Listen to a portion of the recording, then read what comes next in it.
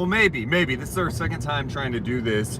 It's always interesting to try to do a Game 3 preview on the drive down to San Francisco. We are headed to Chase Center in San Francisco for a pivotal Game 3 of the NBA's first round Western Conference. Whoa, Kings Warriors? The Battle of I-80? We're on the Causeway right now. Before we get started, if you're in the chat, can you let us know if you can see us and hear us? That's actually a that's a great idea. So if you're in the chat, let us know before we get started. Deuce and Mo, we are driving to San Francisco right now for Game 3. We'll be there for Game 3 and 4 of Kings and Warriors. We'll just wait a second before we get this thing started. Yeah, I was going to say it doesn't really matter anyway because we were going to have this conversation with or without the live stream. Philip says heard, hear, and see you loud and clear. Let's go. Let's go. Wow. All right. Deuce, Mason, Morgan, Reagan, we are live on our way to San Francisco for Game 3, Kings, Warriors tonight, and we were just talking about the game. We're like, you know what? Let's just go live for a little Game 3 chat because this is as big as it gets, and I can't wait to get back to basketball tonight, Morgan. We have spent the last 2 days talking about Draymond Green and the Kings being accused of being a dirty team all of a sudden because of how physical they are playing in this series. Sabonis is dirty. I'm sick and tired of these storylines. Now I'm ready to get back to basketball. The Warriors are going to be a much different team here in Game 3. No Draymond Green with the suspension. What they do with the starting lineup. How the Kings respond to being on the road in a hostile environment against a desperate team. I guess my first thing is I just expect the Warriors to bring it tonight. I expect this Warriors team with their backs against the walls, down 2-0, back at home where they play well, without Green, to bring it. Yeah, I felt more scared in the first game going into it. Like, oh man, what is this going to look like? What type of Warriors team are we going to get? Where this game, I feel confident in the Warriors' ability to come out, play their style of basketball the right way on their home floor. And again, it doesn't make me scared as someone that roots for the Kings, covers the Kings, but at the same time, like, I'm excited to see this type of test for the Sacramento Kings. Who else is going to step up? Because there are just so many elements to this game. I mean, we can talk about the Warriors defense, or we can go to the Kings shooting. We can go anywhere. Well, how about the Warriors suggesting that Sabonis is using the ball as a weapon? Will the officials tonight allow Sabonis to be armed with the basketball? In all seriousness, what you're just saying is dead on. Like, the Kings have been awesome on the road this year. Yeah. The best road record in the Western Conference, but this is not your typical road game. This is not a Tuesday night in Charlotte. This is not a Thursday night in Orlando. This is an environment tonight where the fans should be into it, but I expect a heavy Kings fan presence.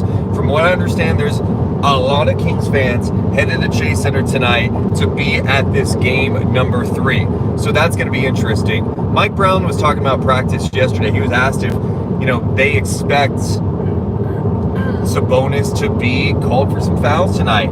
And he said he expects a less favorable whistle for sure. And he says the Warriors should win this game. They're at home. They should be the team that wins this game. They're the defending champs. So he's really putting some pressure on that angle. But he also mentioned the three-piece for the Sacramento Kings. Pace, physicality, and I think most importantly tonight, poise. We should have shouted each one. Poise. Yeah. And when it comes to poise, that's something that he has been pushing on these guys since the beginning, right? We talk about even going into this series when he was talking about on someone's podcast, like, you can't show any sign of doubt. As soon as you show any sign of doubt, this type of Warriors team will jump on that. And it's not even about just doubt. It's about showing being rattled, being annoyed by Draymond Green or whatever. And the Kings showed, even after one of their players was stomped on, that they could stay composed, that they could stay poised. And they kept playing their game through that, and I just thought that was amazing. So tonight, what is it going to look like? First playoff road game in how long?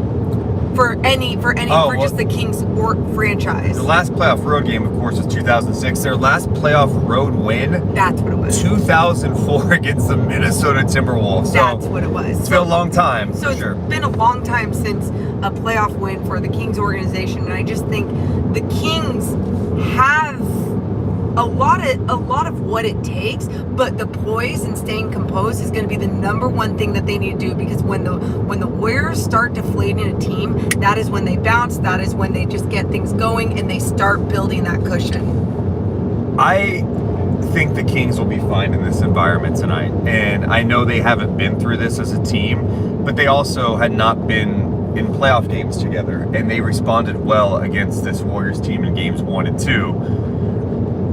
This is obviously a different level of test for sure, but I think the Kings are mentally prepared. I just don't think that Mike Brown, also shout out Mike Brown, Coach of the Year, shout out Mike Brown. I just don't think that Mike Brown is going to let his team lose focus. I don't think that they're going to come in feeling themselves cocky. I think this team is confident, but I think they understand the mission that they cannot be satisfied yet. You've won your home games. That's what you're supposed to do. Now you got to go on the road and go be a killer. Tonight is what you do. You go up 3-0 and make the Warriors even more desperate. Like, you have to go for the kill shot and end this as soon as you can, because I was telling Morgan this morning, I know the Warriors are a different team than they've been. They've had different issues, Poole's banged up, different roster, older, all that stuff. I'm not going to believe that they are down until they're down. That's it. I mean, they are that, like Mike Brown put it, like the wounded animal that can fight for their life. And so how are you going to make sure to keep them down, if even possible? They've shown year after year that they always find a way to stay alive. So can you be the first team in a postseason that is capable of keeping them down? I think the Kings understand that, and I think that's what's going to help them. But I'm still not doubting the Warriors until I need to officially count them out. I have a question for the chat. How does is the connection holding up right now? If you're in the chat, give us a hell yeah. Let us know that the connection's holding up. This is a very risky thing we're doing right now. Is it risky? Well, it's just in terms of quality. Is it holding up? Someone was complaining about the sound, asking if there's an external mic that we have. No, we're not in the studio. I'm sorry. This is a random thing. All right, sounds good, good enough. Okay, we'll take it. Yeah, and I appreciate you guys. If you're in the chat and it starts going bad, let us know so we can pause for a second and figure some things out. Something I want to talk about. What?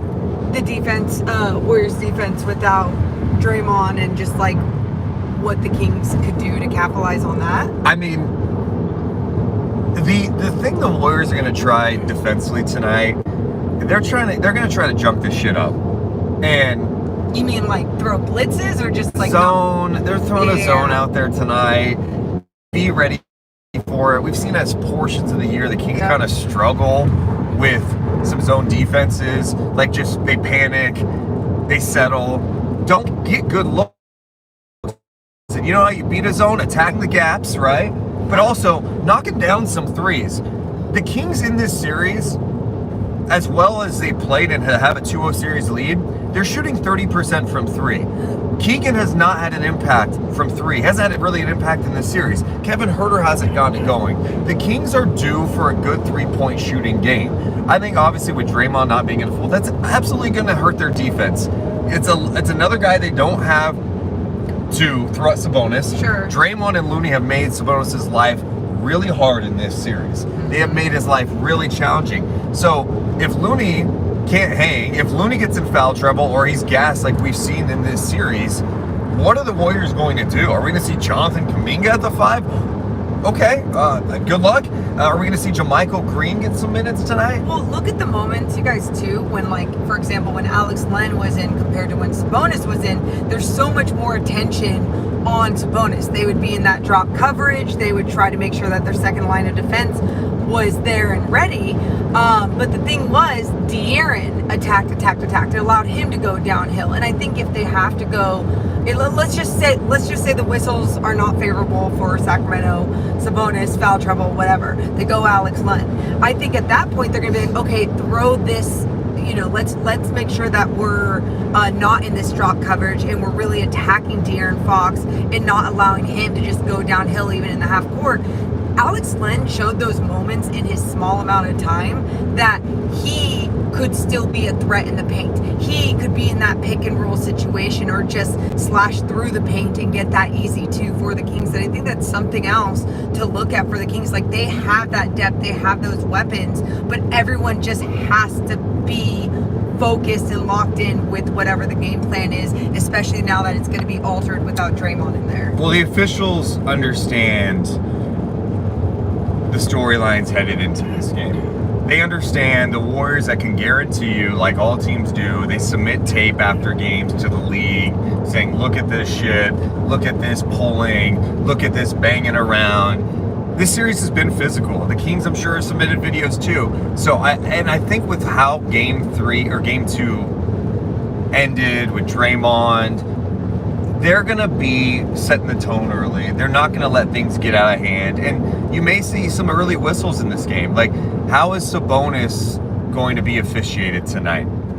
He's playing physical. But like Looney said yesterday after practice, like, yeah, there's nothing crazy. We are two bigs. We play physical down there. It's the playoffs. It gets nasty down there, of course. That's going to be something to watch. The narrative that JJ Redick is pushing out there that the Kings are grabbing with Davion and De'Aaron on Curry.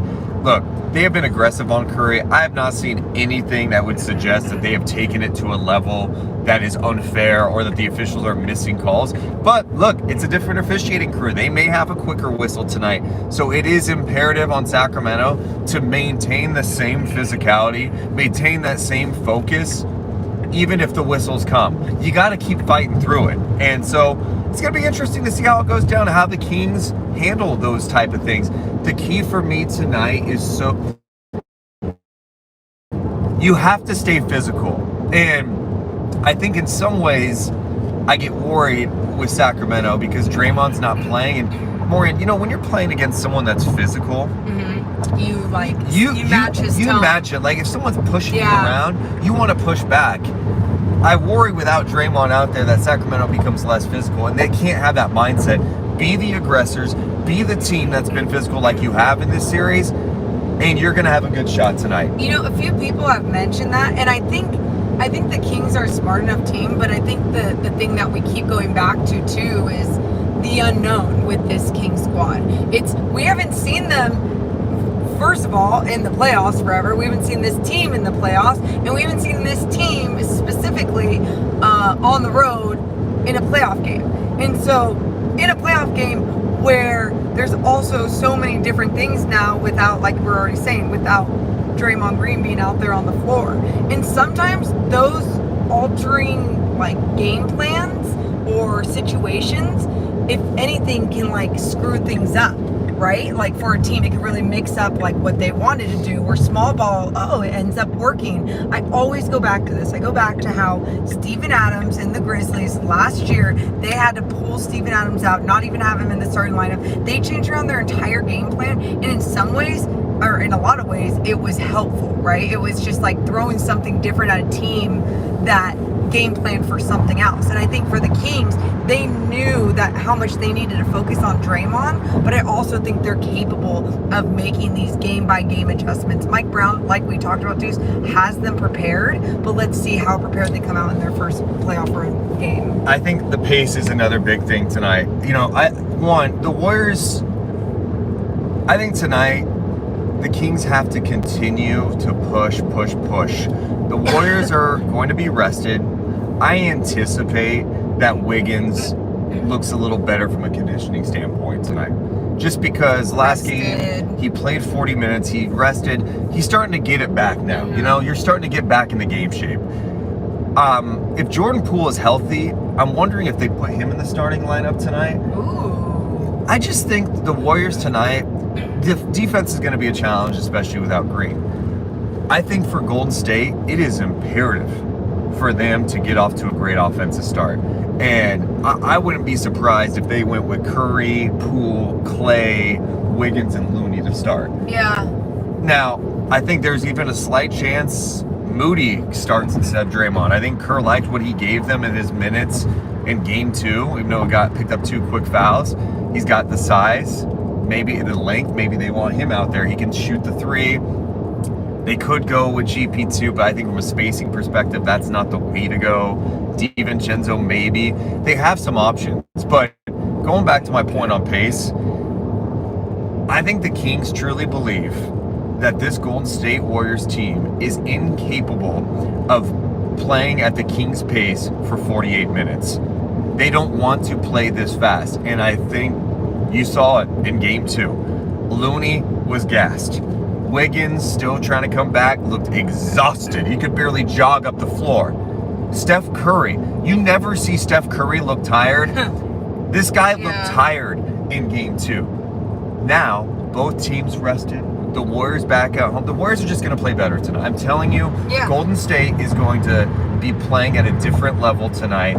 It's weird, but bench guys usually play better at home. They just do. Comfort, all the above. And their bench is giving them nothing in this series. So, I don't know. There's just so many different angles tonight. I can see it from both ways. I think if you're Sacramento, winning tonight obviously puts you in an incredible control, being up 3-0. Worst case scenario, you have a chance to close out on your home floor Wednesday in Sacramento. But if the Warriors win tonight and you get Draymond back for game 4, then you start going, all right, buckle up, this could be a longer series. Yeah, I think that's the whole look. I don't make predictions, but I would be really surprised if the Warriors didn't get one of these games at home, for all the reasons we just mentioned. I also think, I know it's playoff basketball is really difficult. It's really hard to win a playoff basketball game, and to win that many in a row for the Kings would just be like this incredible thing to happen, right? But at the same time, like, you just have to be a little bit more realistic with it. Like, there's going to be things that we dislike that are out of the Kings' control that are going to happen. And I'm not just like putting that on the officiating, but I think just like we talked about early on, a lot is being shown after the game to the NBA and to officiating crews, like, this is what you're missing, this is what you're missing. And I just hope it doesn't go one way. I really like how physical these games have been. I mean, I'm sure Dubs fans don't feel the same because they're losing, but like, I really like how physical these games have been. I really want to let them keep playing. I mean, you and I were talking about a play yesterday. You showed me the one where Sabonis and Looney battling for this offensive Sabonis battled for this offensive rebound. Or no, he was driving in. Looney comes, tries to rip it away from him. Sabonis throws his arm at Looney. Looney comes across his arms, and then the ball goes flying. Jordan Poole goes diving for it. Sabonis gets tripped up by Jordan Poole. No whistle was blown, and I loved every second of it. Yeah, look, this series has been physical. I think the narratives being pushed out there from JJ Redick and from Warriors media, Warriors fans, has been irresponsible. Like, I am stunned. I am stunned by what people are talking about with the Kings. By the way, the Kings, this soft team, 24th in defensive rating. All of a sudden, they're the team that's edgy and playing dirty and too physical. Get the hell out. Like, the Kings are playing playoff basketball, and here's the reality, and here's the cold, hard truth that I think some Warriors fans are dealing with. What? This being down 0-2 in a series is foreign to them. Yeah. It doesn't make sense. So what do? Oh, survival mode. It can't be us. The officials are screwing us. No. I watched back game 2. They all mixed it up. Looney's battling down there. Looney grabbed Fox 12 seconds in the game, no call.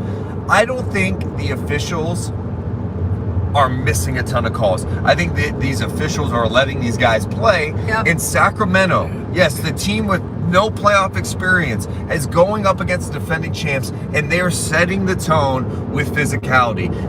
After game one, what you heard from Steve Kerr and the Golden State Warriors was, we got pumped.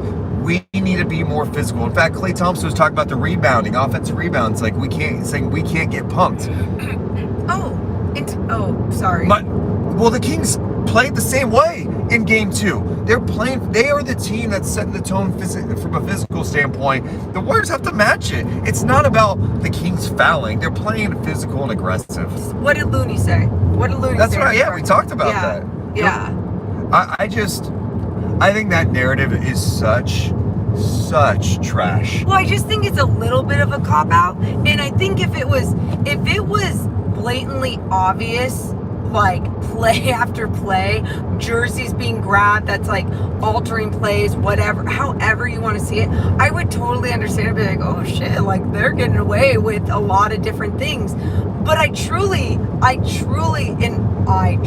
after watching the game again, feel like it's been both sides. So that's what, and by the way, Mike Brown is teaching his guys how to play basketball the right way. He's trying to build for sustainable success. He's not, oh, hey, let's go out there, be dirty, play bully ball, and just beat some guys up. He's like, I know what it takes to win and how to play playoff basketball, how to play championship basketball, and I'm going to bring that to this organization. And I don't know.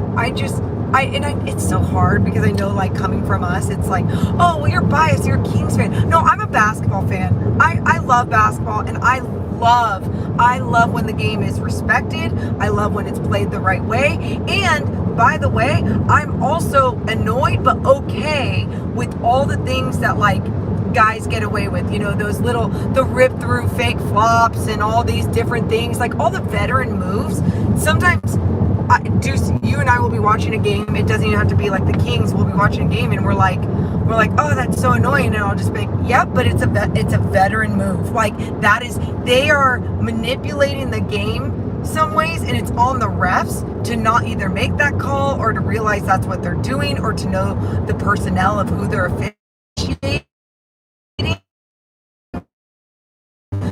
But at the same time, it's a tactic. It is a strategy. Shout out to everyone watching us live, right? The thumbs up button. Make sure you're subscribed. Of course, we're going to be live after the game for Night Chat following Kings and Warriors tonight from San Francisco. We're on our way to the game. We're going to be in San Francisco today through Sunday's game, having everything covered. And actually, the only thing game 4, we're going to be doing Night Chat back in Sacramento. We're going to just pack up, head home because it's an early game, so we'll do it from Sacramento. But appreciate you guys hanging out with us for a little bit as we drive down to San Francisco in advance of game 3. Some keys tonight. It's the same thing Brown's been talking about. Stay physical, push the pace, of course, and be poised. I love that mindset from Mike Brown, but be disciplined out there. Yeah. Don't let the zones throw you off. Play your game. And I think Sacramento they got to hit threes tonight. Tonight, it can't be a 9 3-pointer night. You can definitely not get off to back 3 games in a row where you start 0 for 10 from 3. And some of this is the Warriors defense, to give them credit. It's a great job. Screwing with the rhythm on DHOs and the way that they're moving around the floor. But I think tonight, without Green in the lineup, he's everywhere defensively, right? Sure. Like it's not just what he does on the court with his own defense. It's his communication. It's getting guys in the right spot. It's him reading everything. It's him bumping guys, being physical. This is putting more pressure on everyone else in the Golden State lineup to be locked in defensively. I think the Kings can knock down some threes, and I think they're going to have to tonight to win this game. Like, Keegan's got to knock down some shots. Herter, 0 for 10 from 3, 0 for 13, whatever it was the last couple of games. It can't happen tonight. And I think the Kings are going to get some good looks, especially with the Warriors trying to bust out his own defense. The Kings are prepared. That's the one thing. Win or lose tonight, the Kings are going to be prepared for this game. They're going to be ready to go. It's on them to go out there and exponents tonight. All right? So be ready. Stay composed. Sabonis has to stay. They're gonna try to bait him tonight. The officials may have some quick whistles. Stay in the game. Stay locked in. I'm ready tonight. This is a great opportunity and a great test. We've been talking about tests all the year long for Sacramento. How are they going to handle this early? How are they going to handle this road game? How are they going to handle post All-Star break? How are they going to handle trying to close out the season? How are they going to handle their first playoff opportunities? They've checked boxes along the way. I can't wait to see how they handle this test, because this is probably one of the biggest ones, probably the biggest test that they have faced. A defending champion Warriors team that is beyond desperate. They're viewing this as a must-win game on their home floor, even without Draymond Green. Steph's going to be ready to go. Clay's going to be ready to go. Poole may knock down some shots. Keep fighting. Keep fighting. I think the Kings will be prepared. It's going to be tough. It's going to be really tough. I can't wait to see what HB looks like back in a playoff game. Yep. What kind of reception is he going to get from those Warriors fans? I can't wait. And I do agree, Muhammad in the chat talking about Kings fans, I think there are going to be a lot of Kings fans at Chase Center tonight. God, I hope so. No, a lot. Okay. And a lot Sunday. Oh, okay. Well, it's an early game, so get there. Get there. Get to San Francisco. Let's if you guys have comments or questions in chat, let's do that for a little bit as we continue. Yeah, we're just chilling on a car ride, so please entertain us. Jess says keep pushing. Pandy says Brown's gonna get booed too. It shouldn't get booed. That guy helped one win a championships. He was awesome last year. What's up, Knock AJJK? Don't leave anything visible through your windows. Yeah, I mean, anyone that leaves stuff. Can I hot take real fast? Hot take? Do it. People that get their car broken into, I'm like, why do you leave anything in your car? Anything. Never. I don't leave a thing. I don't even leave a tissue in my cup holder. No. Homer James, do you think it's going to be 70-30 split or 60-40? I don't know. I mean, I would say 80-20 is a win. 80-20. Wait, Warriors, Kings, got it. Yeah. I thought you were saying Kings, Warriors. I was like, what? Someone's saying my hat's getting cut off. Yeah, I know. This is not going to be, we're not winning awards for production quality today. Again, in a car ride to San Francisco. Just having fun.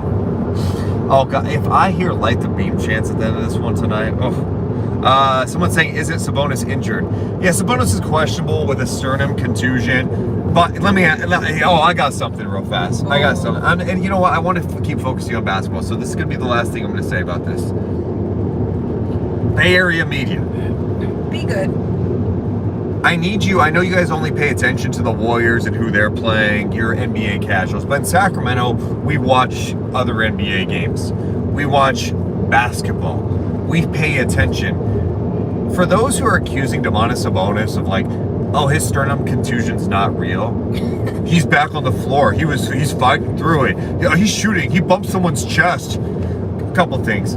Let's hello? Hi, adrenaline's on line 1. Number 2, this might be one of the toughest NBA players. If there was an all NBA tough team, Domantas Sabonis is first team. This guy could have had surgery on his thumb and been out for 6 weeks, 8 weeks. He's played through it the entire year.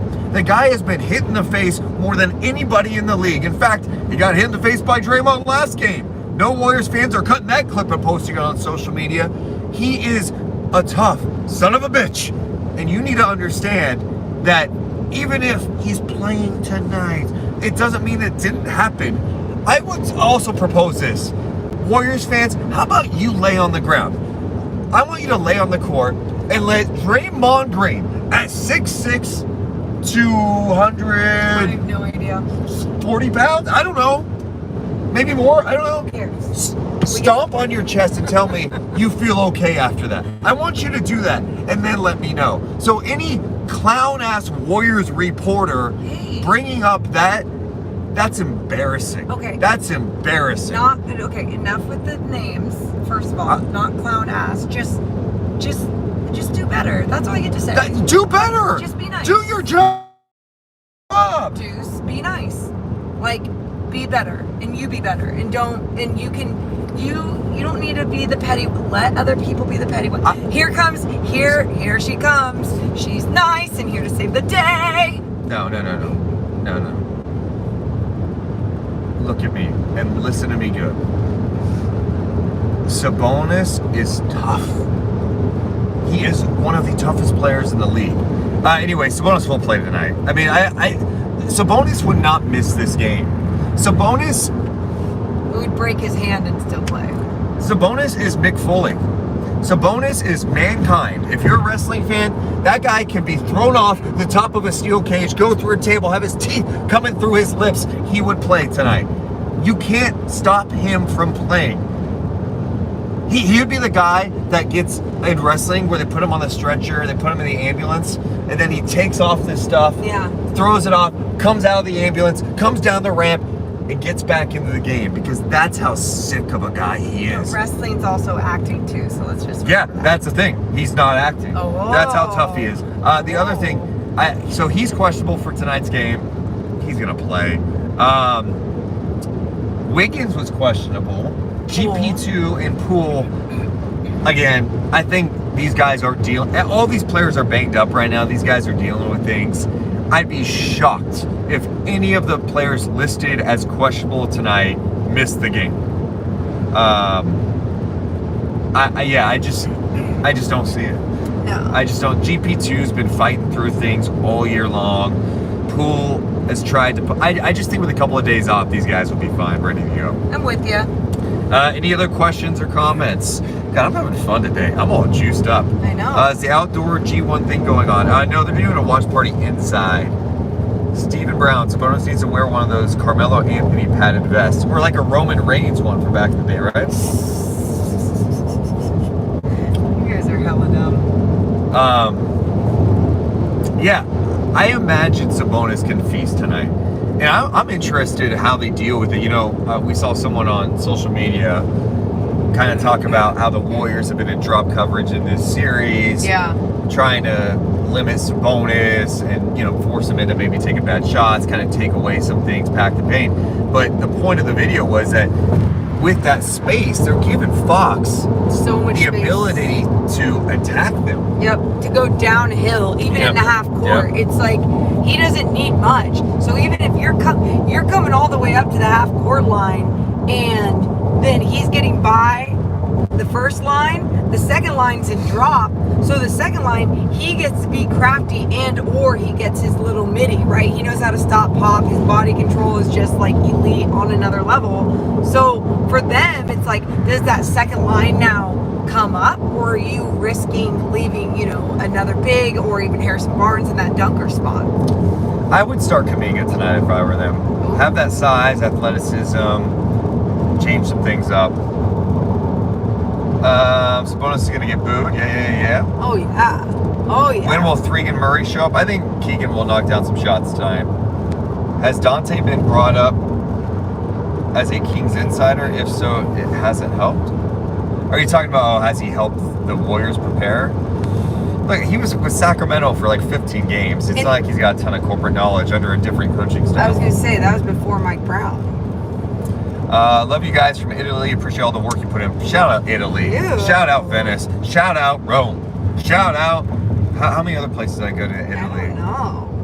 I went to other places. Wow, good for you, What's up, Daniel? How much zone are the Warriors playing tonight? I think they'll definitely implement it. I mean, you can't run it the whole game, but Sacramento has shown at times to struggle with it. Mike Brown said at practice when he was asked about Draymond and Green being out, how that changes things. Yeah.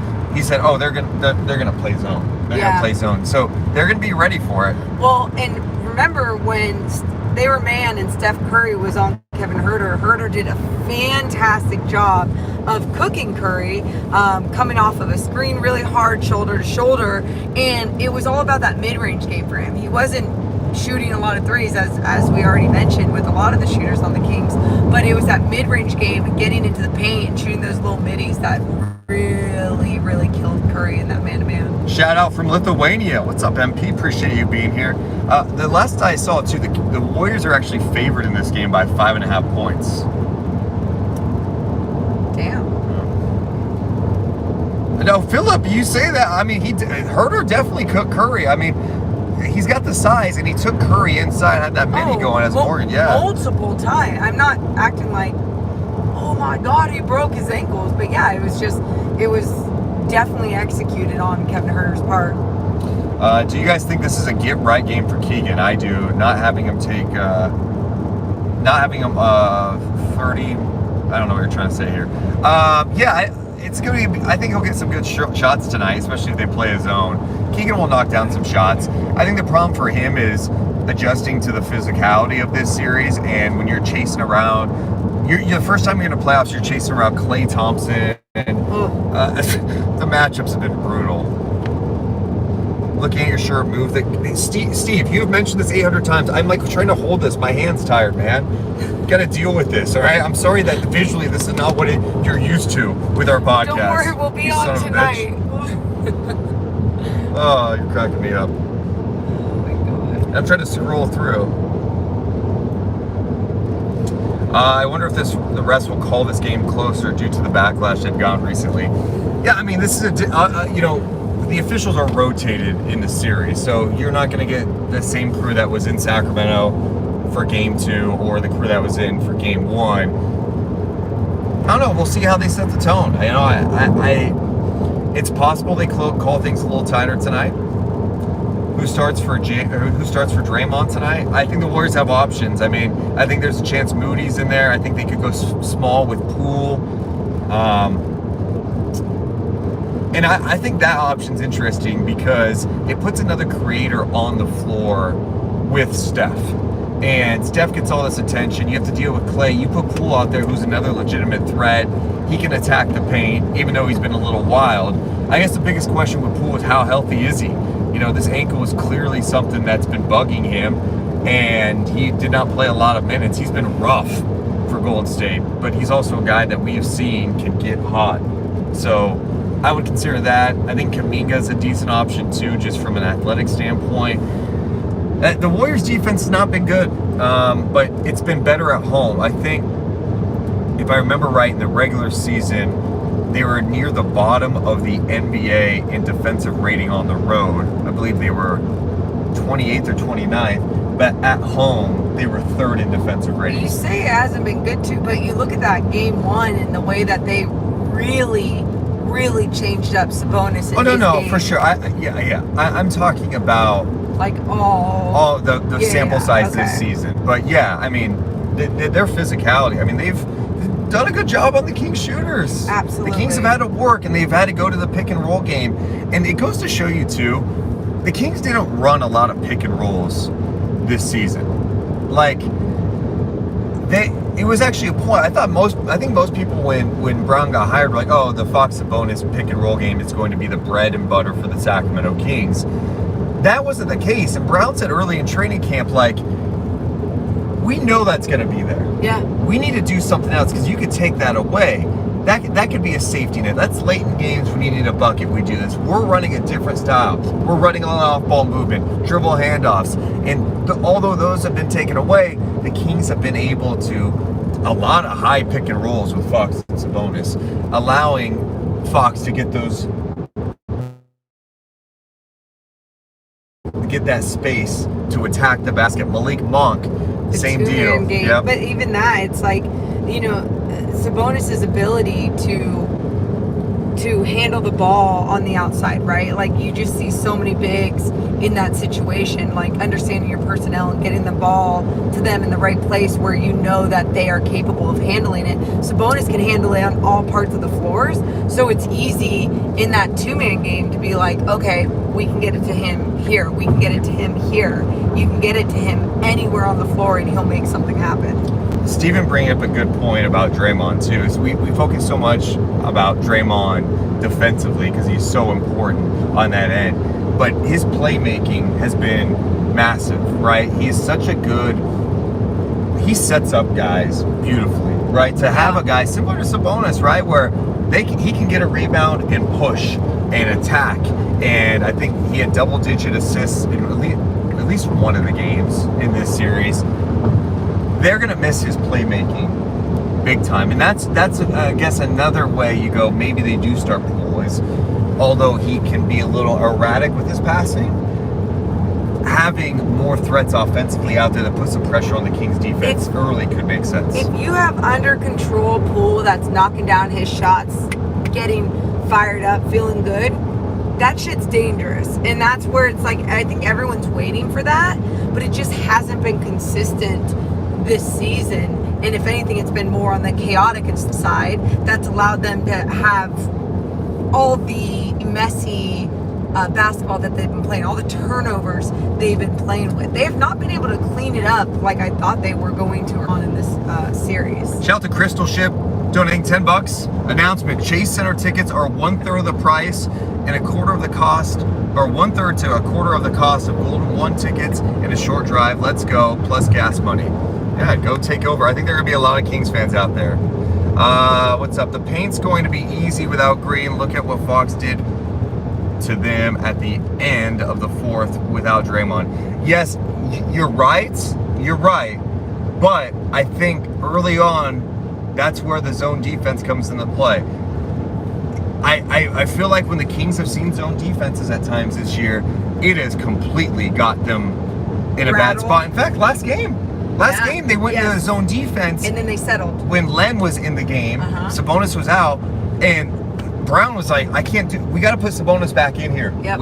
He got like a minute 30 rest. He put him back in. So because putting Alex Len at the high post isn't going to do as much for you in that zone as like putting Sabonis at the high post, who will go to work, attack, make something happen, right? But like, that's why it's on what the guards that you have in there too, not only to attack the gaps when you have the ball, but also to attack the gaps when you don't have the ball. Who's slashing through? And slashing through with a purpose makes a huge difference, whether it's a flex cut, whether it's in that dunker spot. Like, you got to make sure that your spacing and where you are in the gaps and on the floor have to be productive. Yeah, I mean, it's imperative that if that zone comes tonight, we're not seeing a situation where everyone's standing around and then you see a late shot clock 3 by Fox or her, it's, and we've seen that where they're not attacking. Now, if you're getting threes out of the zone defense because you're getting the paint touches, you're spraying it out, the ball's whipping around, and you're seeing the defense scramble, that's when you know you've got it locked in. I'll say this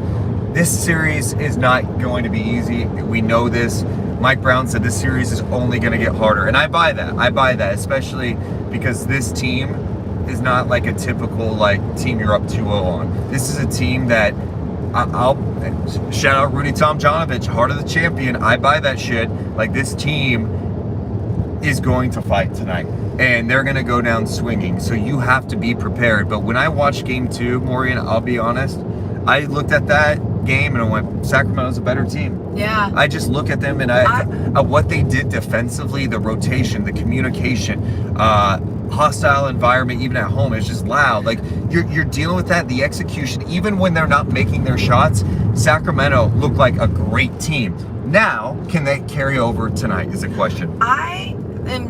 You know what's funny? I don't care about anything right now. I don't care what happens. I'm just having so much fun. I'm having so much fun watching good basketball. Look at me. I'm having so much fun. I'm talking basketball on the way to go watch basketball. And then I'm going to talk basketball after I watch basketball.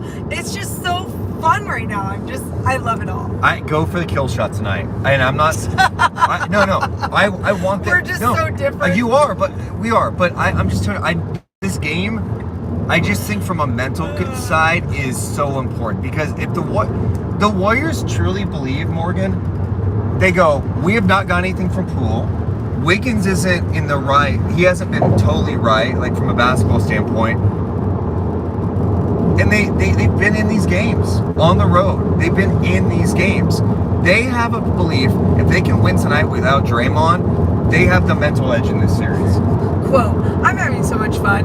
Quote, gotta go for the kill shot tonight. I know. I'm sorry. I'm amped. I feel like, before game 1, I was standing on the court and someone asked me, I think our friend Sarah Hodges from CBS 13, she turns to me, she goes, how are you feeling? Are you nervous? I said, nervous? I said, I truly believe, I'm dead serious here. If Mike Brown was like, hey, Deuce, we need you to come out and give us 5 minutes, I was that jacked. Okay. That's how jacked I was. I had to believe I could go out there and give them 5 minutes. Wow. That's how I feel right now. Glad they didn't. The game starts at 7. I am juiced. You gotta stay cool. We gotta save the energy. No. Here's the thing, Morgan. What's the thing? The Kings need to have my mindset tonight. We are going for the damn kill shot. We are going tonight and sending a message.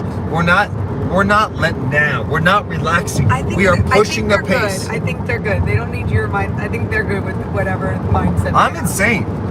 You guys need to understand that playoff Deuce is a different Deuce. Oh my God. Okay. I am so locked in right now. I am so mentally engaged. I am physically ready. Whoa. Let's go. So dramatic. You're right, Steve. I got the killer instinct. People are fired up. If you haven't yet, make sure to hit the thumbs up button. It's 10 o'clock in the morning. I love it. I love that you're all here right now. Dudes, have you guys been Kings fans for the last 20 years? Are you serious? You think I'm some bandwagon Kings fan? All of our lives. All of our lives. What's up, Lucas? Thank you so much. Foot on their throat. Yes. The mindset is so important. This Warriors team does not want to run. I do want to see what kind of impact Looney can have tonight. Maybe they'll let things go. The thing with Looney, as impactful as he has been on Sabonis to make life challenging, now he is their size. JaMychal Green cannot guard Sabonis one-on-one. And that's where he's going to the zone. They're going to have to play some zone. Without Looney in the game, how are they defending Sabonis? That's why you got to play zone. Or I dare you to throw some double teams at Sabonis.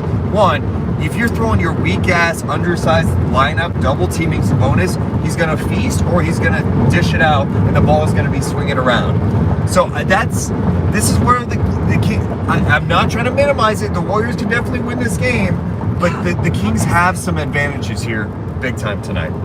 Yeah, I think both teams, there's different advantages for both teams. After now seeing 2 games like this and seeing the eruption of irresponsible narrative that was pushed out by media, national media, everything. I pray to the basketball gods that does not lead to manipulating this officiating crew into doing anything different, because my God, this has been so fun to watch that I just do not want to see shitty calls being called. Yeah, I'm with you. Like, I'm down for them to miss both ways, but if it goes on one side, I am just like going to be so freaking irritated. Super chat from Jakin. I'm a little worried the Draymond suspension is going to galvanize the Warriors, but I don't think it matters. Kings in 5, why not light the beam? Yeah, I mean, I think you can make the case that this could galvanize him, and that's why getting off to a good start, you cannot dig yourself a hole tonight. Right. This cannot be a night. It's one thing to start off slow at home, where I think they were down 17-10 in the first quarter of the Golden State, and 8 of the 10 points came off Warriors turnovers. You cannot get off to a bad start, because that's exactly what's going to happen. They're going to get confident, they're going to feel good, and then that crowd gets behind them. Gotta stay in it. Gotta stay in it tonight. What else do we have in the chat? Can't believe we are this much in the Warriors' heads. They resort to complaining to the league. To be fair, every team is complaining to the league. Yeah. I can guarantee you the Kings front office probably sent some video over to the league going, hey, watch this, watch this, watch this. It's strategy. It is. They do that in the regular season too. Yeah. The Warriors, for sure, have pointed out some stuff to the league. There's a reason this narrative is out there. They're pissed about the Draymond suspension, and I get it. Be upset about it. I think they're irritated. But I do think there's been too much chatter from the defending champs about the officials and the physicality. The fact that they leaked to Zach Lowe, that like, hey, Sabonis, some of the stuff he's doing using the ball as a weapon, might be some of the most outrageous things I've ever heard in this series. The complaining from this group. Go play your game. It's wild that the team with the less playoff experience feels like the more composed and poised team at this point. Something and obviously I know we want to talk more of the basketball side, but something that we didn't do a podcast yesterday, so I didn't really get to talk about this. I think it's very interesting whenever someone says that Sabonis was dirty, or however they want to put it. You guys, he provoked Draymond Green 100%. I know some people are like, no, Morgan, he was covering his face. No, he did that. No, whatever. The leg was slowed down, whether it was grabbed, wrapped, however you want to define it, right? It was slowed down. He provoked Draymond Green. Draymond Green overreacted. And when I say overreacted, I mean overreacted. It's the same thing I go back to when the Kings took on the Bucks at home. Giannis at the end of that game provoked Trey Lyles. And you can react however you want to react. Trey Lyles decided to take the bait, was provoked, and reacted. He overreacted. And then got into it with Lopez, and he got ejected and suspended the next game. And what did we do when we heard about his suspension? We were not all up in arms like, how are you going to do that? The NBA media wasn't talking about it after the game that Trey Lyles got suspended because of that. Yeah, that narrative is. I'm so exhausted by this whole like overreact. I didn't think he was going to be suspended. I wanted him to play just because I'm like, let's go on my competitive side. But like, to suggest that it's outrageous that Draymond Green got suspended for literally stomping. If I told you before the season, hey, there's going to be a game where in the NBA during the playoffs, another player is going to stomp on another player, what do you think happens? Like, you'd be like, oh, was there a fight after? Who got suspended?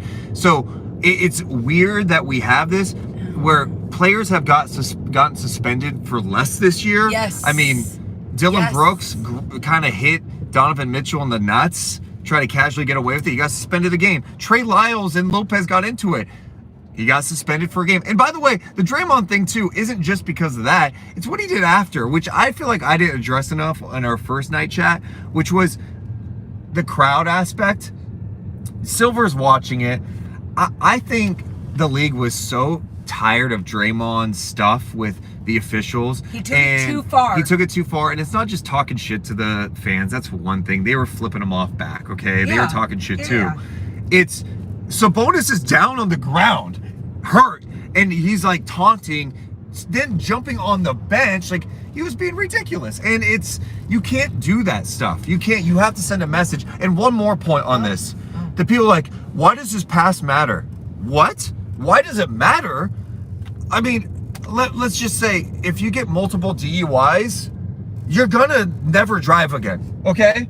You get one, you're gonna get in trouble. Yeah. You're gonna pay the consequence. Yeah. Yes, that stuff matters. Of course it does. And it just matters because it's like, what is the next thing that he's going to do? Like in the NBA's mind, not even in my mind. I was even along the line, they're not going to suspend him. It's Draymond Green standards. Yeah. They held Draymond Green to normal NBA player standards this time around. And whatever. I'll say this with one thing on Sabonis. He got a technical for that. Yeah. I personally believe he should have gotten a flagrant foul on that. Okay.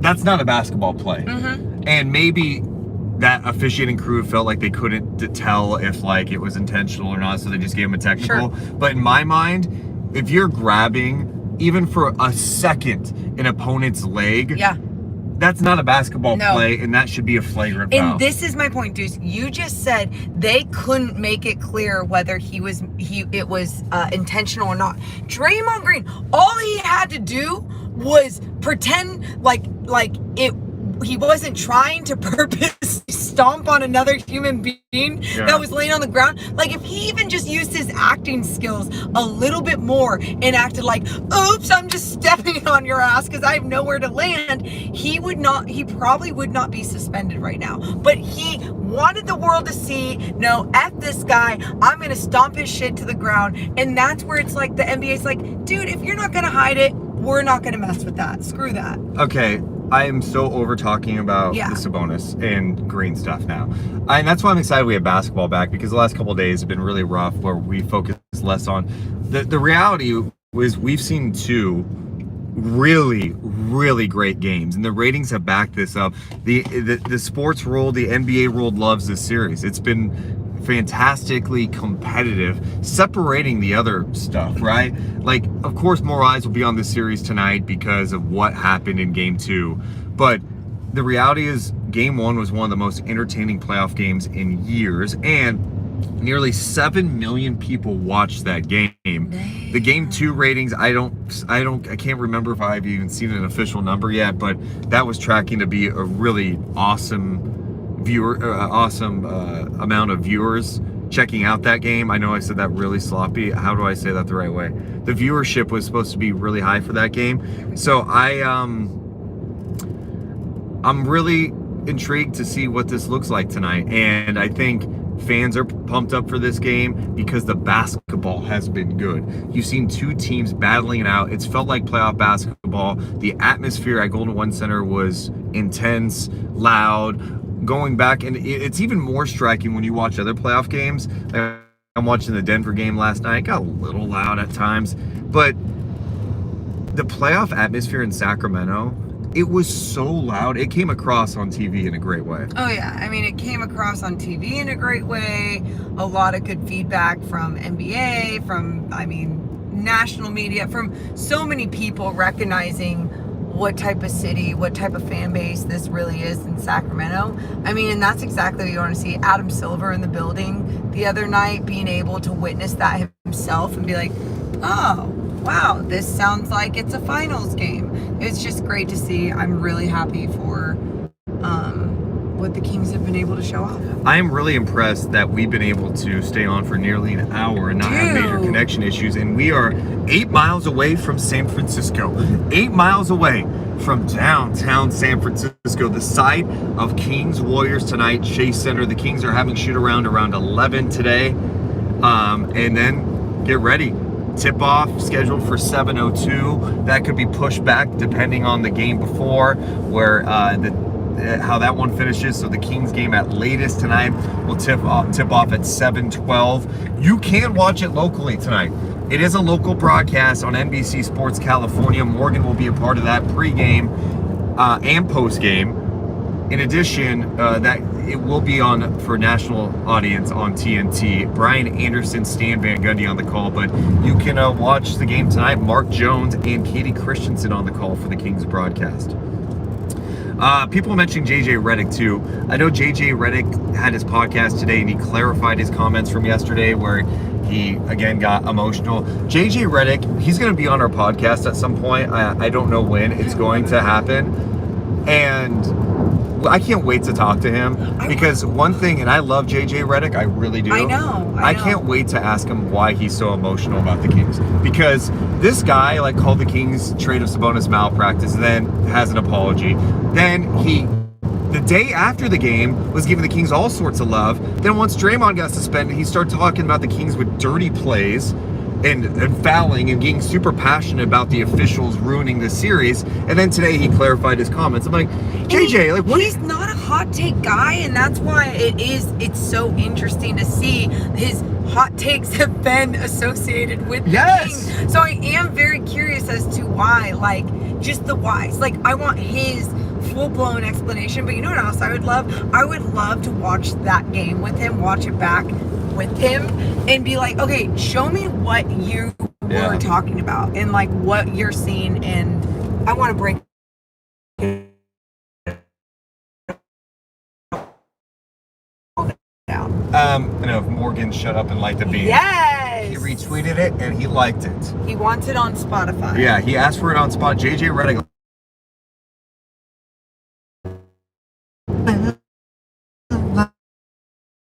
watch party inside. From what I understand, it's free to watch inside, but everyone's RSVP'd already. Yeah. I think they're releasing the watch party tickets for Game 4 coming up soon. Go to kings.com/playoffs.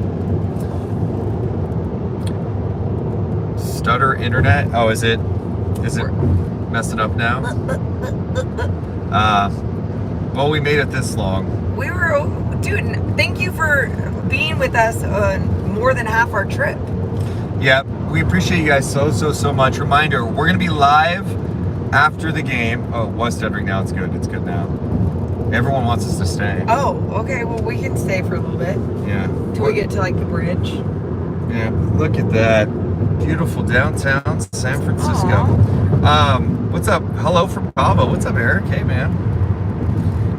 Did I hear Rick Bucher's comments? You know, I did. I heard Joy Taylor's comments too. Rick Bucher is he's been a hot take artist for years. He's doing anything he can to stay relevant. He's been anti-Sacramento for a long time. And I'm not just saying that because I'm cool with people taking shots at Sacramento. Joy Taylor's comments I thought were, I don't know, ridiculous. I thought that was interesting. I don't get it, but it's fine. You guys, there's certain comments you'll see out there, like people are told certain things, they have certain connections, and they are just going along with the narrative too. And so, like, it doesn't mean that they don't know sports or anything. It just means that they are kind of like they have to consume a lot and do a lot of things. But if you're gonna have that strong of an opinion, is when you just got to make sure you're. Oh, so yeah, and these people are watching games, all right. Like, I get less concerned about the comments from casual NBA people. You know, when these people who are on these shows, these pundits who don't watch games, are now like having hot takes about NBA stuff, I dismiss them. JJ was a little more. I think he's got more credibility in my eyes. So his comments, I was like, really? But everyone else, whatever. I'll say this though: the Kings are getting a lot of love. I mean, Stephen A. Smith has been talking a lot about De'Aaron Fox. I know Windhorst went on ESPN today. He went on a first take today and said, you're seeing De'Aaron Fox turn into a superstar before our eyes. So yeah. Fox has been awesome in the playoffs. Any question about how he would perform? Well, at least through the first two games, the guy has looked like an absolute star and composed. The guy's ready. I'm so happy. As a Fox truther for the last few years, I'm just so glad and happy to see his development. Yeah, I think that's been the coolest part about it. It's like which by the way, we have all of De'Aaron Fox's post-practice comments and everything when we were there yesterday, but like the comments he made after being asked about winning NBA Clutch Player of the Year, he was so confident and loose and fun about it. He was just like, yeah, no, I know it was me. Like, I know it was me. There's no one else putting up the numbers like, and it's so true. I was just talking to somebody else and they were like, how can the Warriors not figure out how to stop De'Aaron Fox in that mid-range shot whenever he gets into the paint? And I'm like, because no one can stop it. It's not just like, it's not, that's why, what makes De'Aaron so great. When you find a spot that people cannot stop it, like how many times did we talk about Kevin Durant and his ability to shoot over people, his length, stop, pop, mid-range game? It's just beautiful, right? I'm not acting like it's that. It's a whole different type of game. It's speed and then stop, pop, body control. Well, and that's what's been so impressive in this series is I thought going into it, I just thought I thought the Warriors had more guys that could make life a lot more challenging for Fox, and through two games that hasn't been the case. He's gotten Wiggins on him, torched him. DiVincenzo, non-factor. GP2, it hasn't mattered. And you say the Wiggins torched him. The only thing I'll give Wiggins love for the beginning of that game That's true. He was locking him down. No, that's true. But then you saw that it was like, oh Wiggins God. is I love Wiggins. He's a good defender. For sure, but it was the conditioning coming back in because obviously the guy hasn't played that many games. Star HD says, Deuce, you doubted Fox too. Stop it. Bro, you owe me a time. Okay, I mean, go back. Please find that for me. I would love to, because I can tell you how many times I got into it. I remember their names, Felix and Mio, about De'Aaron Fox. Like, people want to blame him. I've defended him for a long time. I was concerned. Now, if you want to say, hey, were you concerned last year in December about Oh, January. Yeah, I very was. concerned. And there was every reason to be concerned. He talked about it after the season too. But it's clear he needed structure. He needed someone to hold him accountable and challenge him. He needed better players around him. I was like, you know what? Maybe De'Aaron Fox just isn't a number one guy in this league, and that's okay. And so many people were just already like down and out on De'Aaron at that time, and they're like, no, he's nothing. It's like, no. Like, sometimes you just have to be in the right situation. And look, he's in the right situation now. The right situation that has elevated him. See if it comes up. Hey. I think we reconnected. Real fast. We're gonna be live tonight after the game. It's gonna be late because we're gonna have to go from Chase Center back to where we're staying to do night chat, but we will be live for night chat following game 3. It may be really late. It may be late, but stay with us, spread the word, make sure you give us the thumbs up, subscribe. We're growing this channel. We're gonna have so much content. We're gonna be in San Francisco from today through Sunday's game. So let's bring it on. Let's see what it looks like tonight. Game 3, Kings and Warriors. I can't wait. We love you guys, but we got to go. See ya. Bye.